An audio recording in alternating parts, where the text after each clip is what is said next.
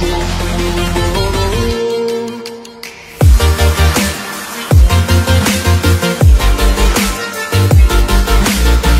14.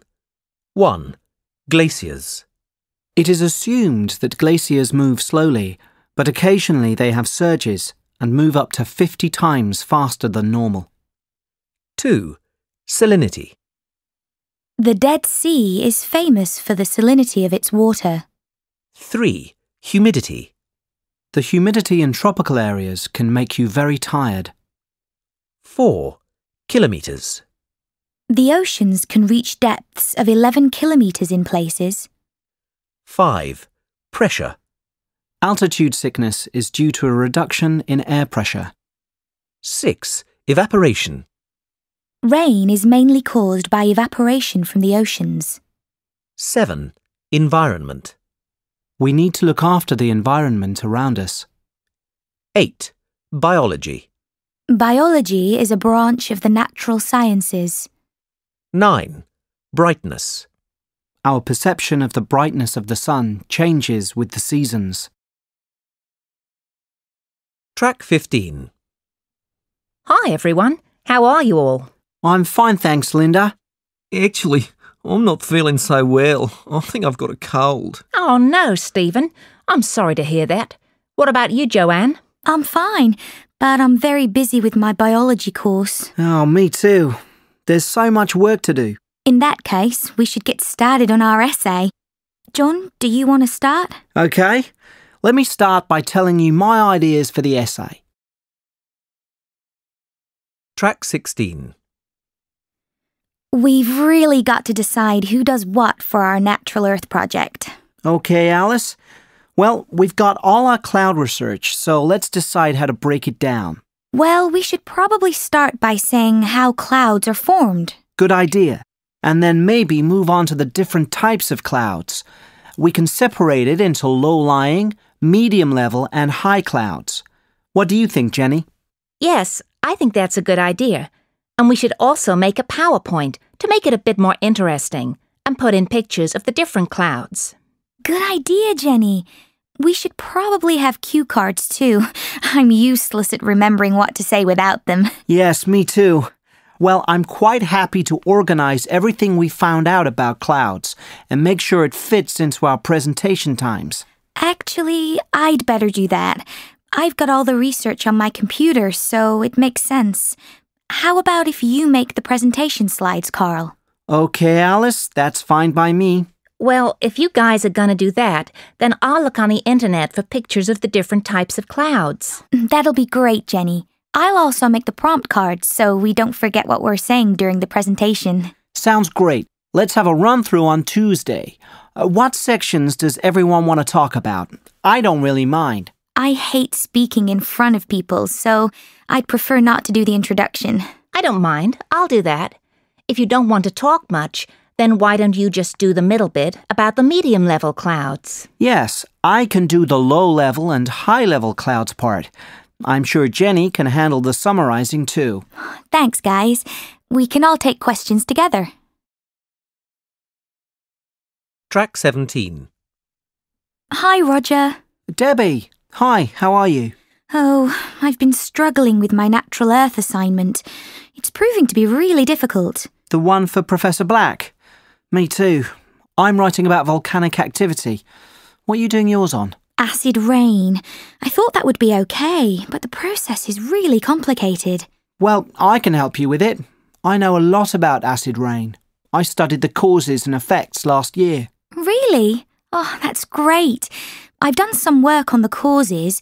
I'm going to write that acid rain is caused by sulfur dioxide from power plants and smelters. Basically, this reacts in the atmosphere to form acid rain. Ah, but it's not just sulfur dioxide. It's also nitrogen oxides. Really? Yes, from things like car exhausts. But aren't nitrogen oxides also caused by natural events too? Yes, they're a minor factor, but I think they're worth mentioning. But sorry, carry on. Thanks. I might add that. So anyway, these emissions react in the atmosphere with water, oxygen and oxidants to form acidic compounds like sulfuric acid. These compounds then fall to Earth. Are you going to mention the different ways they return to the ground? Do you mean wet and dry deposition? Yes. So you've done a bit of background reading then? Yes. So if I've got it right, acid rain often comes down as rain, but also as snow or fog. This is wet deposition. I'm also going to define it as any form of precipitation that removes acids from the atmosphere. Yes, I think that's a good term to define it. Dry deposition. Well, I think that's when the pollutants stick to the ground through dust. I'm not really sure how to define it, though, compared to wet deposition. Just think of it as any pollutants that are not caused through precipitation. That's probably the best way. Did you know that sunlight can enhance the effects of acid rain as well? No, I didn't. Oh, there's so much to think about. I'm sure I'll go over my word limit. Well, you sound like you know a lot about the subject. Just try and keep your focus. I've had the same problem writing about volcanoes. There's just so much. Track 18. Do you want to make a start on our Natural Earth project? I think our idea of a lightning safety presentation is great, don't you, Rachel?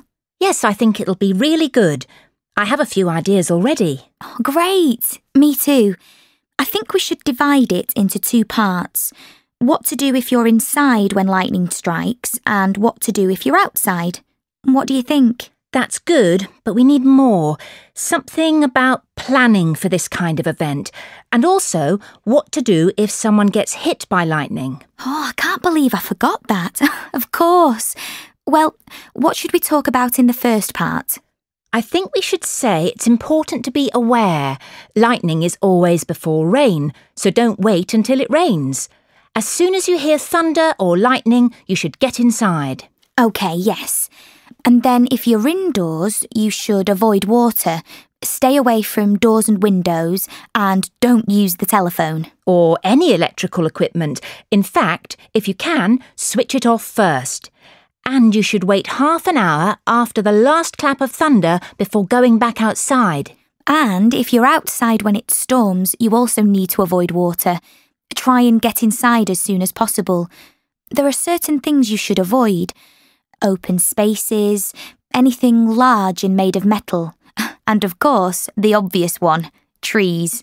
But we should mention that if lightning strikes very near you, you need to crouch down. Oh, is that right? I thought you had to stand still. No, that's actually wrong. You're supposed to crouch down. And put your hands over your ears. The noise can damage your hearing if you don't. OK, I think we've got quite a lot here. Only the last part to go. Now, what to do if someone gets hit? I think we should say that it's very rare for someone to get hit by lightning. Our talk sounds as if there's danger all around. We should try and make it sound a bit more reassuring. Yes, you're right. We'll say it doesn't happen often. It's just better to be safe than sorry. But what should we say about getting hit by lightning? Well, I think we should say it's safe to touch people who've been hit by lightning. They don't have any electrical charge. If there's a first aider around, then they should help them. Otherwise, it's just best to call for an ambulance. And we should remind our audience that 80% of lightning victims don't get fatally injured. That should calm everyone's nerves. Track 19. Section 3. You will hear 3 students discussing a group project on weather conditions. First, you will have 20 seconds to look at questions 1 to 7. Now listen carefully and answer questions 1 to 7. So, I think we'd better start planning what we're going to do for our group project. Have you guys had any ideas? I was thinking we should do something on extreme weather events, but I think Alex had some different ideas. Yes, maybe we should look into more localised weather conditions and the effects on the immediate environment. That's a good idea, Alex. But I don't think we'd be able to get much data on that. And we don't really have time to do our own research. What about doing something about the seasons? I think the seasons might be a bit too wide-reaching, you know, when we take into account the wind patterns and pressure systems. Maybe you're right. Well, how about Tom's idea of extreme weather conditions? Yes, that sounds like a good idea. It's easy to break down into separate parts, and it certainly sounds more interesting. I'd quite like to cover monsoons. I've been doing some reading on them and they're quite interesting. Well, that sounds good. We should maybe take 2 areas each. That would make it easier for us to focus. Well, we've got lots to choose from. We could do blizzards, heat waves, droughts, cyclones. There are loads. Why don't you do blizzards too, Tom? I don't fancy doing them, but I wouldn't mind doing something on floods. They're linked to monsoons, I think, so it will be an easy transition. What do you fancy doing, Alex? Well, I could always cover winds. But that isn't really extreme enough. I could do hurricanes. They're pretty exciting. How about doing cyclones, Emma? I'd rather do heat waves and droughts, I think. I know a bit about them.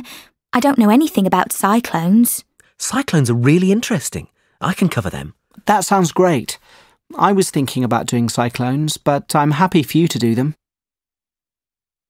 Before you hear the rest of the talk, you have 20 seconds to look at questions 8 to 10.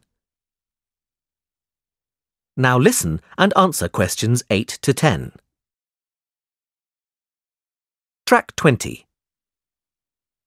Right, shall we get started on some of the content? Yes, we haven't got that much time. Does anyone know anything about their topics? I know quite a lot about cyclones. Do you? Well, I studied them at high school. You know, cyclones usually start near the equator. They need quite warm water to form.